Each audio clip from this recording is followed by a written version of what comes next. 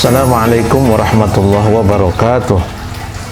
Alhamdulillahirabbil alamin. Allahumma shalli ala sayyidina Muhammad wa ala ali sayyidina Muhammad, amma ba'd.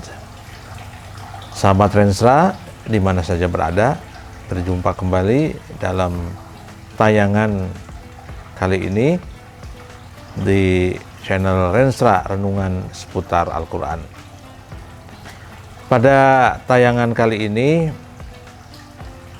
kita ingin mencoba atau menjawab satu pertanyaan yang boleh jadi sebenarnya pertanyaan ini penting atau tidak penting, ya, yaitu terkait dengan bagaimana sesungguhnya puasanya orang-orang dulu, ya. Karena di Al-Baqarah 183 itu kan disebut kan, ya, sebagaimana diwajibkan kepada umat-umat terdahulu. Dan ini sudah dibahas di tayangan sebelumnya tentang apa maksud ungkapan kama kutiba 'alal ladzina min qablikum itu, ya. Nah, tapi mungkin ada yang penasaran juga sih bagaimana sih puasa orang dulu itu. Nah, memang sebagaimana karakter dari Al-Qur'an, para sahabat, Al-Qur'an itu karena bukan buku sejarah, ya.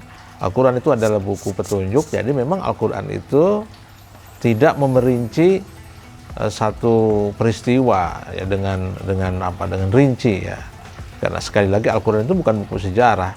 Sehingga kalau sahabat pengen mengetahui bagaimana puasanya orang-orang dahulu, ya tentu mencarinya itu bukan di Quran, ya, tapi bisa melihat di kitab-kitab tafsir, ya, atau mungkin dalam kitab-kitab sejarah. Ya, sekedar perbandingan saja mungkin boleh saja, ya, boleh saja dilakukan. Memang di dalam Al-Quran itu ada isyarat-isyarat yang menunjukkan bahwa ada beberapa ayat yang menunjukkan tradisi puasa zaman dulu.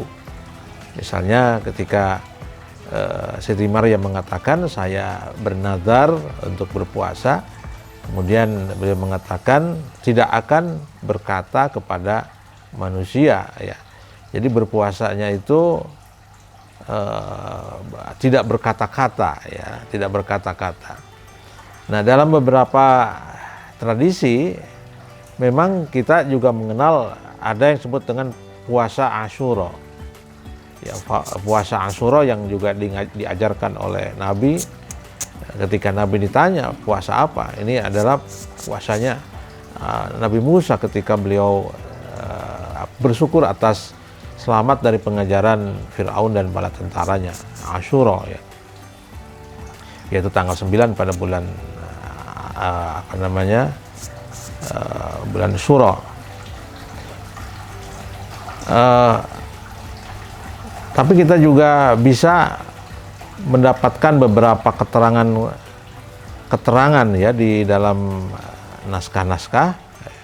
Misalnya ada yang mengatakan bahwa dulu juga memang puasanya orang-orang itu pada bulan Ramadan sama, ya. Cuman ada yang mengatakan pada dasarnya puasanya itu sama. Cuman ada tradisi yang sebagian yang mengatakan mencoba merubahnya itu tidak tidak pada siang hari tapi puasanya pada malam hari, ya. Juga disebutkan dalam tradisi Yahudi itu, orang-orang Yahudi itu mereka puasa 6 hari dalam 1 tahun, ya. Tetapi ulama-ulamanya mengatakan bahwa mereka juga sama puasanya 1 bulan. Setiap 24 jam dia berbuka. Jadi ada kemiripan-kemiripan dengan kita. Ada yang mengatakan bahwa dulu orang berpuasa itu berpuasa tidak makan dari atau hewan yang bernyawa atau makanan yang bernyawa. Jadi tidak makan nabati, ya, hewani, ya, tapi makan dari tumbuh-tumbuhan atau nabati. Nah, jadi ada juga yang berpuasa cuma 3 hari dalam setahun. Jadi beberapa variasi ini yang disampaikan oleh para sejarawan terkait dengan puasanya orang-orang dulu. Nah, tetapi yang jelas apapun itu atau seperti apapun bentuk puasa zaman dulu, ya, yang jelas makna dari puasa itu sesungguhnya, atau puasa yang diajarkan atau yang disyariatkan oleh Allah Subhanahu wa taala kepada seluruh umat itu sama, ya. Jadi untuk mengekang diri.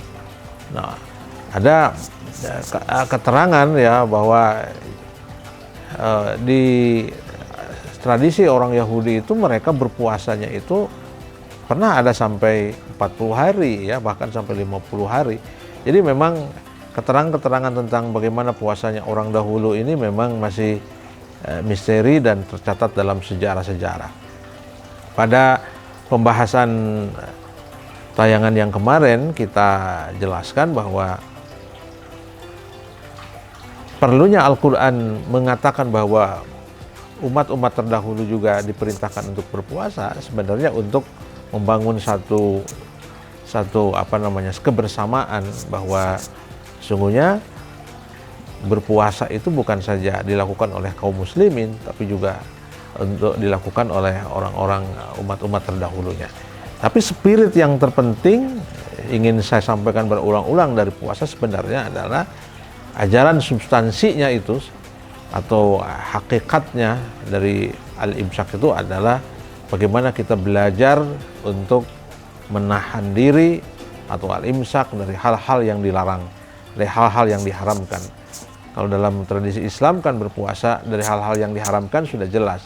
Tapi makna yang lebih luas adalah kita menahan diri dari hal-hal yang diharamkan untuk kita ambil dalam hidup di dunia ini. Tentu bermacam-macam, ya, karena hal-hal yang diharamkan juga sudah dijelaskan dalam agama. Nah, itu sekilas tentang bagaimana puasanya orang-orang dulu, atau bagaimana penafsiran terhadap kama kutiba alal ladzina min qablikum, sebagaimana diperintahkan kepada orang-orang yang terdahulu. Ini juga sekaligus ingin menegaskan bahwa syariat puasa itu adalah syariat semua umat beragama, semua syariat para nabi. Cuman bentuk, waktu, dan kaifiatnya memang ini berbeda-beda, tidak jelas atau tidak bisa dijelaskan secara pasti. Mudah-mudahan manfaatnya. Wal afu minkum. Assalamualaikum warahmatullahi wabarakatuh.